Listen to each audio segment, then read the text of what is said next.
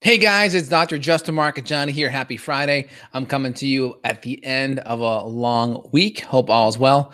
Was going to chat here around lunchtime, but got backed up with patients. So really happy to be connected. What's cooking? I got a list of questions here already in the queue. I'll go roll through some. If you guys are available at this bewitching hour to chat, feel free and chime on. Look forward to digging in and seeing what's up. Charlie writes in, what's your protocol for someone that has mercury and lead toxicity? Do you use DMPS in addition to heavy metal clear? So heavy metal clear is just a really good binder, right? It's going to have some cilantro. It's going to have some glutathione precursors. It's going to have some chlorella. It's going to have some citrus pectin. So there's some good, really good binders and some precursors to your phase 2 detoxifying compounds. Also some ALA. Now we can dive in a little bit deeper and do more EDTA stuff for lead, or even do citrus pectin like a pectisol for lead as well. And that can be helpful. We can just use the binders to get some of the mercury down, or we can do like an Andy Cutler thing where we do like a 3-day on, 11-day off, or with the DMPS or a DMSA. DMPS is probably a little better. And then you can do that slowly, 3 days on, 11 days off, and keep the heavy metal clear in the background. That can be a really good option.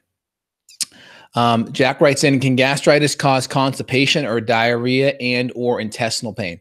So let's break it down. What is gastritis? Gastritis is inflammation of the gut lining. So if the gut's inflamed, can that affect the motility of the gut, of the intestinal tract? Yes. A lot of times when the intestines are more inflamed, we tend to have more diarrhea, but also inflammation can also back up. It can disrupt that migrating motor complex. That's the wave of nerve-like contractions that help move that stool through the intestines, kind of like you may kind of whittle through a toothpaste tube to get that toothpaste out at the very end, kind of like that. And gastritis itself is inflammation in the gut. So typically that itself would typically have pain associated with it. All right. But could it cause constipation, or could it affect your motility? Yes, it definitely could. Now, the question is, are you digesting and breaking down your food? Are you eating inflammatory foods? Do you have an infection? Do you have an imbalance in bacteria in your gut? So those are the big things you'd have to kind of check off and address to make sure you actually get to the root underlying issue there.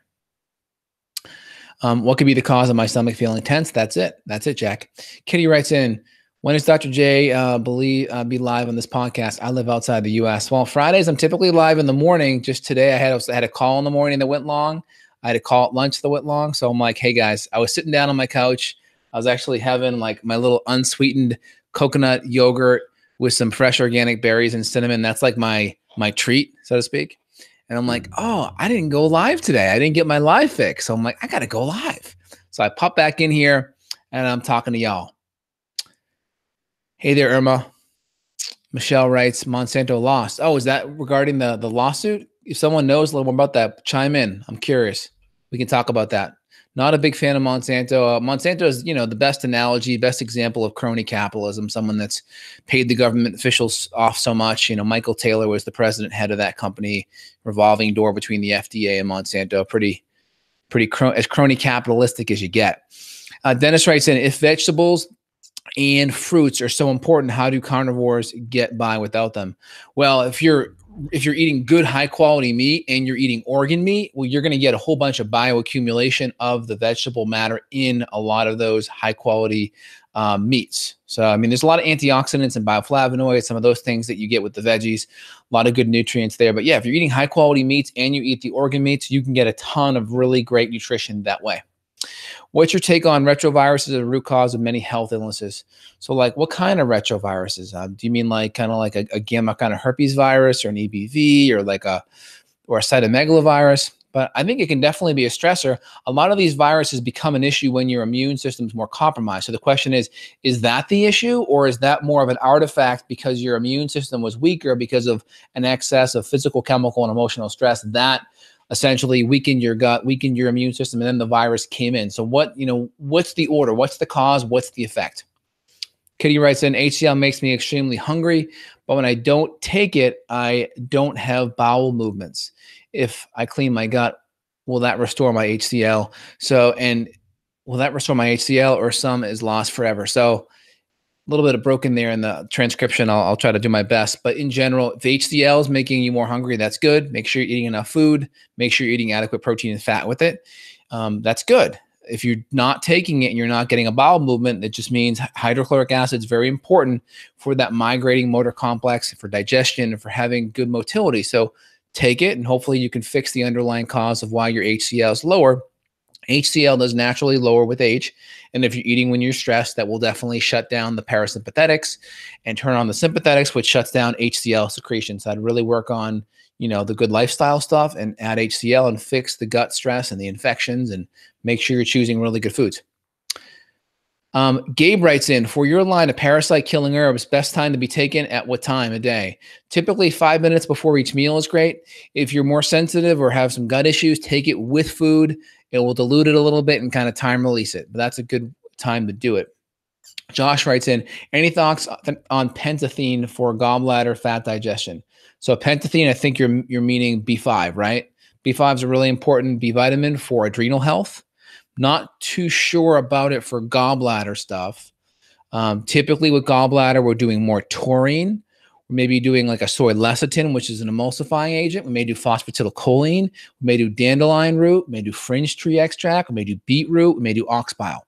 Those are the big things for gallbladder support. But B5 is a really good nutrient, especially for adrenal health. It's a strong adrenal precursor that it uses to make its hormones. Irma writes in, any strategies to control the vagus nerve? Action after bowel movements, causing things like breathing irregularities and changes in pressure. So do you mean like vagus nerve because you want to activate it more because you're stressed? The vagus nerve is one of these like kind of like cranial nerves. It's cranial nerve number 10. 10, I think. Let's see. Yes, number 10. There's 12 cranial nerves, and it kind of intertwines from the bottom of the brainstem all the way down through all your organs, and it really activates the parasympathetic nervous system. And gargling and singing can be super helpful to it. Obviously, just nasal breathing. The olfactory nerve, I think it's like, that's number 2, right? Olfactory, optic. I think olfactory is 1, optics number 2. But those nerves hit right into the brainstem part that hits the parasympathetic nervous system as well. So breathing through your nose, state of gratitude, appreciation, super helpful. Gentle movement's great. I think those are going to be some great strategies. Singing, gargling, those are good too. And then, of course, adaptogens can be helpful as well. Calming things like chamomile and lavender can be really relaxing as well. Michelle writes in, 289.2 million awarded to the plaintiff for his cancer. Oh, yeah, the cancer amount. That's great. Really good to hear. And I think there is some significant research that, Monsanto may have hidden some data that may show a correlation connection between cancer and the glyphosate or the Roundup. We basically had our lawn redone like 2 years ago, and they wanted to dump Roundup on the whole thing to kill it. I go, heck no, you guys are going to scalp it. So I had them like take a weed whacker and just scalp it. I'm like, we're not putting any Roundup residue on my property for sure. Hey, Spivey, hope you're doing well. What's the status of your adrenals, Dr. J? Hey, I'm doing pretty good, man. I'm putting in 10, 12 hours a day. I'm rocking it. And I'm sipping on right here. I'll just give you a little treat. I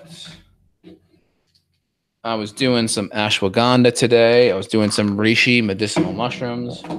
I was doing some dopamine support, dopa-replete, and then my mitochondrial support. That's kind of my go-to. I'll rotate some of the adaptogens, and I'll use some different additional medicinal mushrooms. Say that 10 times fast. Additional medicinal mushrooms. And then, of course, just really good nutrient support. And then I just try to eat really good foods. This is my little cheat snack here, which is my unsweetened coconut yogurt, organic blueberries, and cinnamon. Absolutely love it. I'm actually going to go order a grass-fed organic ribeye. It's my treat tonight. I'm going to have Instacart drop it off in the next hour and then do that and some roasted broccoli in avocado oil. That'll be tonight's dinner. And then I'll have a 90% dark chocolate for dessert. Dr. J, the last 3 times I went for blood work, I blacked out for about 10 minutes. I try to stay hydrated, but still pass out. Well, why? Do you have an anemia at all? Is there anything going on? It's just an emotional stress where it's activating like a vasovagal response. I would look at maybe EFT or some kind of emotional support to help neutralize that. Could fatigue from intermittent fasting be a result from hypothyroidism? So could the stress of not eating for that extra 6 to 8 hours, could that stress your thyroid out? Potentially, especially if you're not getting enough nutrition and or calories in that compressed feeding window. Yeah, it's definitely possible that intermittent fasting could be a stress on your body.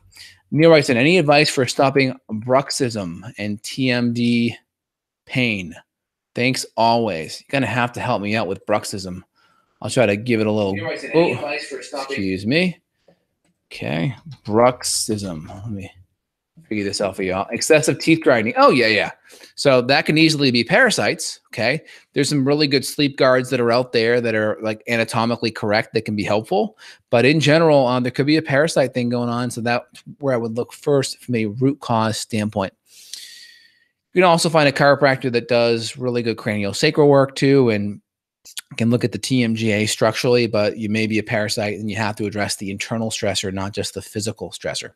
What's your thoughts on liposomal vitamin C? I think vitamin C, liposomal is great. Live On Labs has some really good ones too. I like that. What amino is best for brain fog? I would probably do dopamine. Because it's going to be more of a excitatory neurotransmitter to help you focus, and it's a happiness neurotransmitter. I would go there first. Should you do doctor's data heavy metal toxicity test over a 24-hour period? Is 2 hours sufficient? 2 hours is fine because a lot of the DMPS, that's got a half-life of 2 to 3 hours. So why collect 24? It's only working for 2 to 3 hours anyway. So I would start there.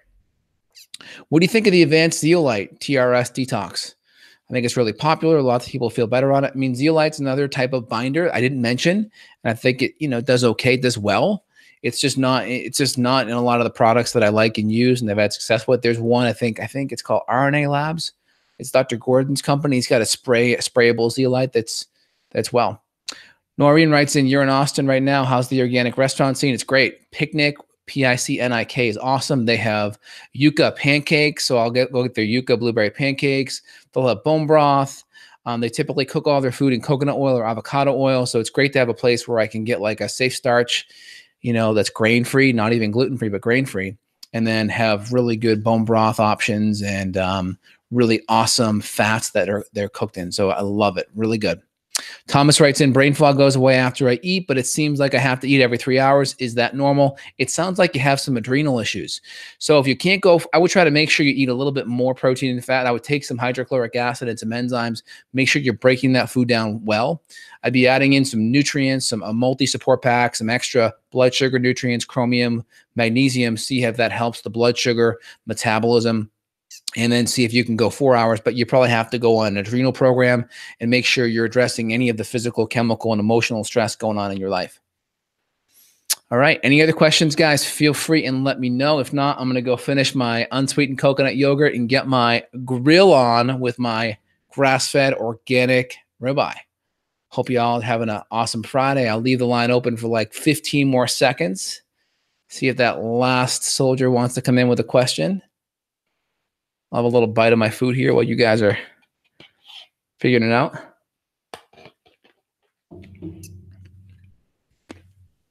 All right, y'all. You guys are totally welcome. I appreciate you guys asking great questions here, and you all have a phenomenal weekend. All right, take care. Bye.